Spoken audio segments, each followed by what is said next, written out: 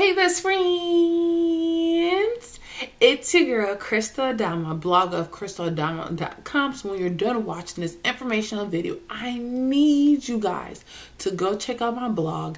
Be filled with all the useful content that I'm writing. Like this year, 2017, we are going to be growing, and in order to grow you have to read a little bit. So definitely when you're done watching this video, just go check out my vlog and be filled. And then when you're done reading those, click subscribe and subscribe to my website. Like, you're my best friends, you support me, so just definitely just subscribe to my blog. So obviously you guys know what this video is about. I'm going to be telling you guys the differences between closures and frontals. And in 2017, like I always say, this is the year that we're meant to be growing together. I feel that if I'm growing, then the people that are following me, the people that are subscribed to me, the people that take interest in me, they have to grow too. Like, there's no way that you should be watching me and you're not growing. Like, that doesn't make sense. So 2017 is the year for growth for all of us.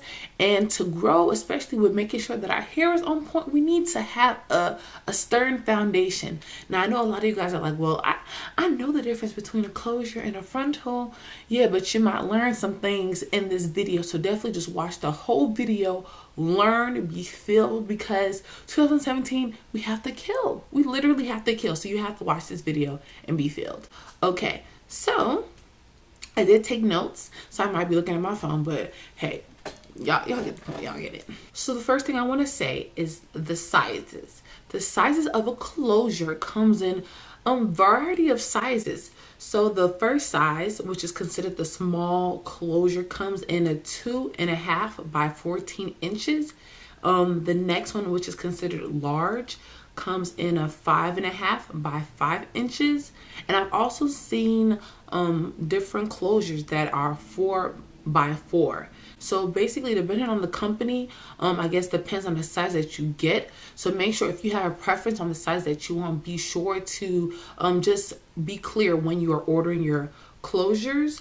Whereas frontal has one size, and it comes in a 4 by 13 size. So mind you, let me show you guys where it is on the head. The closure literally is like this,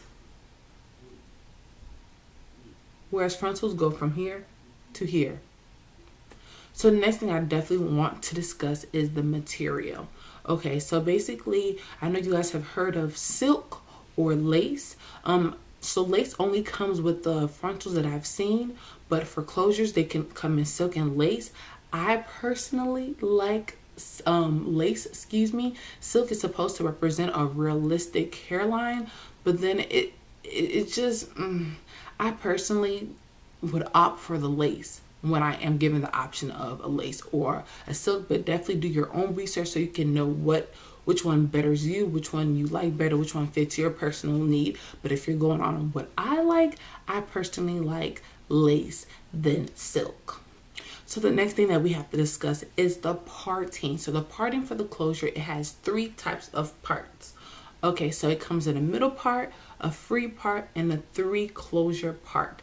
I personally at first like the middle part because I just tend to go to middle parts more. But what I learned is that free parts are cheaper. They're about $10 cheaper, and you can go in and make your own part. So like, if you want to have various parts, you don't always have to opt for the 3-part closure. You can go in and literally make your own part. And I should also make probably a video on how to do that, but it's very simple. Like, best friends, don't let these companies like literally cheat you. Like, for me, if I'm buying a wig, I'm probably gonna go for the free part and make my own closure. You know what I'm saying? Like, $10, you know what I can do with $10?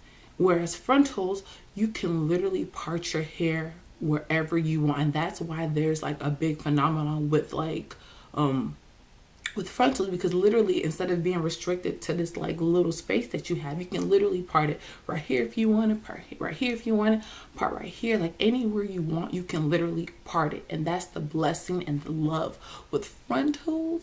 But just keep on watching this video and you're gonna know the downside to it. So the next thing we're going to discuss is the quality. I often get questions on what quality is better. Is it the frontal? Is it the closure? Literally, best friends, it depends on the company. If you're going for a higher up company, their frontals, their closures are going to be better quality versus somebody that may opt for like a cheaper company or like a less than company, if you know what I'm saying. So it really depends on the company. The next category that I'm going to discuss is the maintenance. Okay, so with the closures, literally there's not really a lot of maintenance that goes along with it. Literally all you have to do is just sew your closure on. You may have to pluck a little bit of the part, so it could be, because sometimes it comes a little bit too thin, so you may have to park it to make a bigger part for your liking, and that's it. Versus a frontal where you may spend 1 to 3 hours customizing your edges, your headline or whatever, because you do not want it to look wiggy, so you have to customize it unless you already bought it pre-plucked. As well as making sure it is set on your headline. So when I was wearing closures all the time, literally I could just throw on my closure wig, boom, make sure it's cool, and run out the door. But when I have my frontals, I have to put it on, I have to make sure it's on the right part of my forehead, because I don't want to put it right here and it's going to look like I only have a 2 head. So literally I have to make sure that it's perfect within my forehead. Then I have to put the gel. Sometimes I blow dry it, sometimes I just press it down. Then I have to do my baby edges to make sure that it's like literally set. Like, best friends, so much more maintenance with a frontal versus a closure. Like, why didn't they tell us this? Why didn't they tell us this? But literally, even though it's more maintenance, I still love my frontal, but I also love closures as well. And best friends, if you know me, but I do know that you all know me because you guys are my best friends, I would always give you an advice to always choose to wear a wig. I'm not just saying this because I make wigs, but literally wear a wig. Because if you wear a sew-in, and then after a month, literally your closure, your frontal will be sliding back. And literally, we're trying to save coins. So why would you spend all that money just for a month later for your piece to be like sliding back? For what? Versus when you invest your money into a wig, you can literally have it for like 3 to 7, 8 months. Like, this is going on 7 months, y'all. 7 months. Like, this would have never lasted 7 months with no sew-in.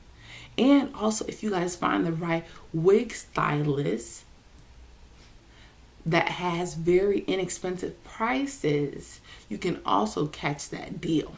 But all in all, I would say that a closure, a frontal, there's not one that is better or least or worse. Like, they're all for your preference. Some days I love to put my frontal because I want to do any parts that fits my need for that day. And there's some days where I just want to put a closure on and just keep it moving. So there's no parting that is actually better than the other.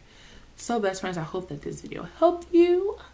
And make sure that you comment below any questions so I can help you, give you more information on it. Make sure you share this video so that we're all growing together and we can expand our friendship with other people. And make sure, if you made it to the end of this video and you have not subscribed, best friend, what are you doing? Subscribe to this video.